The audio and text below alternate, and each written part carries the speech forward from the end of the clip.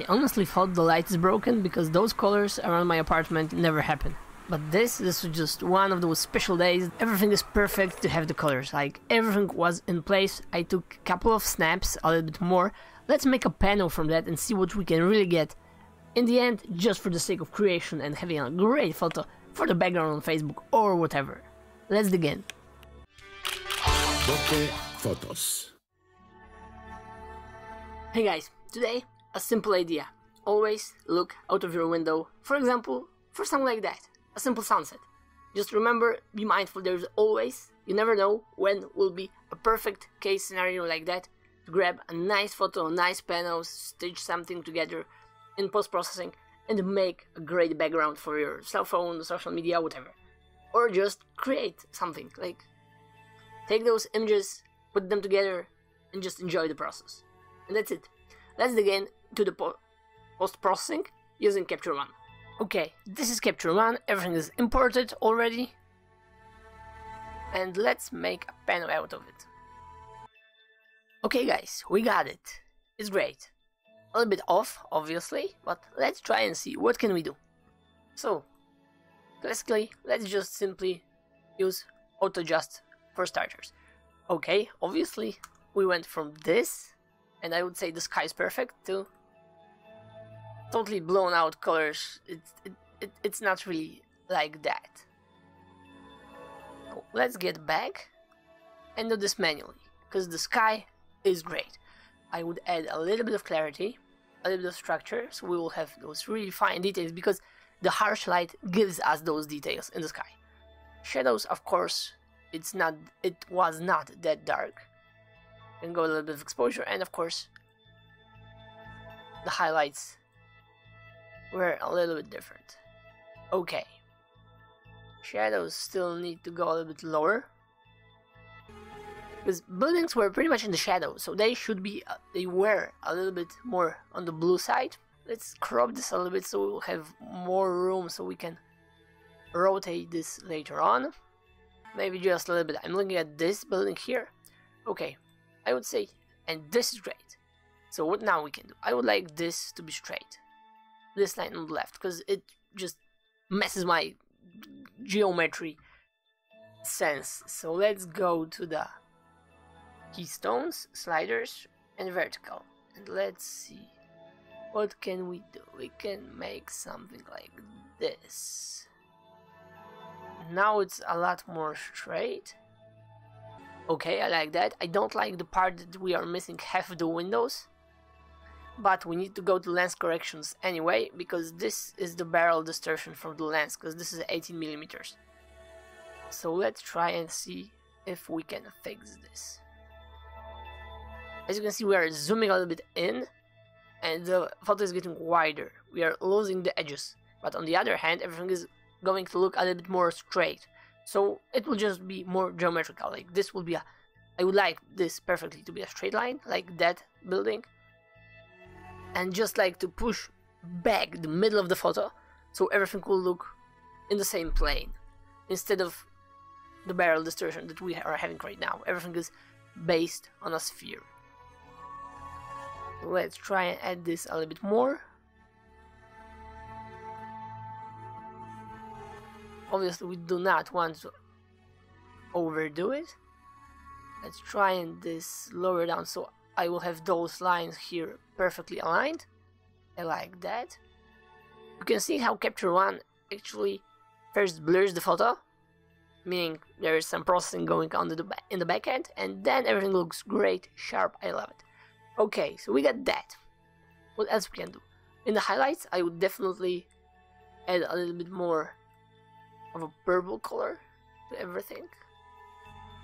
And let's think about the situation. Yeah, something like that. And as you can see, it's not that purple, because those images here down below are made 7 minutes later, and those were really purple. Yes, it correlates with those darker images where we have the perfect sky. Okay, so here we are. I would definitely lower down the whites even more. A little bit lowering down the exposure so we'll have the awesome sky. I love how in the Capture One I can really low down the whites and highlights and everything, like looks great. In Lightroom I didn't feel like that. This is awesome. And I would say that this is it. There is nothing more to change in that image. We could pump up the saturation, the contrast, like clarity, we could add minus clarity, so we'll have this Orton effect. But I prefer this to be a little bit more on the sharp edge. And there you have it, like, it's just a nice, candid pano of your neighborhood during an epic sunset with a great sky. That's it. The problem is when to find something like that. I will make a video on how to hunt and find the proper weather conditions, what to check, how to make it as easy as possible, because this was an accident, a lucky accident. No, sorry, it was a happy accident, as Bob Ross is always telling us. But I'm really happy that I did it. I just grabbed my camera. I knew I had a couple of minutes, so I took the photo once. I thought this was it, like this was the end. But luckily, I did come back 7 minutes later on after finishing my course, and I was able to make another panel. Of course, you can make a panel like this in portrait mode, so you will have more megapixels. Like, it's totally fine. Or you can make like this, so it will be pretty much less pictures, more of a panel right away. I don't really see the difference. This is just for you to think about that later on. And of course, if you would have a lens like 10mm, you would have a single image, no panel stitching needed, nothing. If you have a high-end sensor like 40 or 50 megapixels, wide-angle lens, single image, you don't need anything more. Like, it makes life a lot easier, right?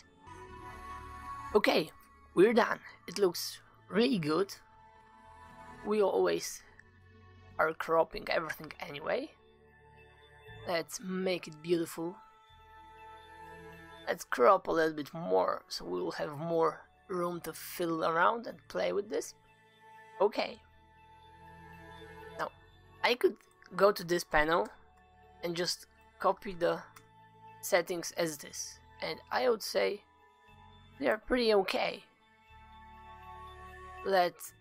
Now we are sharp, and let's fix a couple of issues, like definitely the keystones. This wasn't copied, I don't really know why, but it wasn't.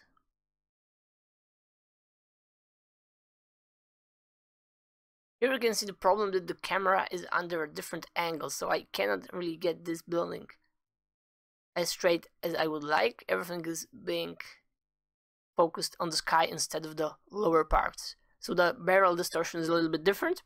This is just something you need to keep in mind. And of course, while post-processing, this will be always visible. So practice, practice, practice, because the more photos you post-process and you see and analyze your work, it will be easier for you to just not do the same mistakes.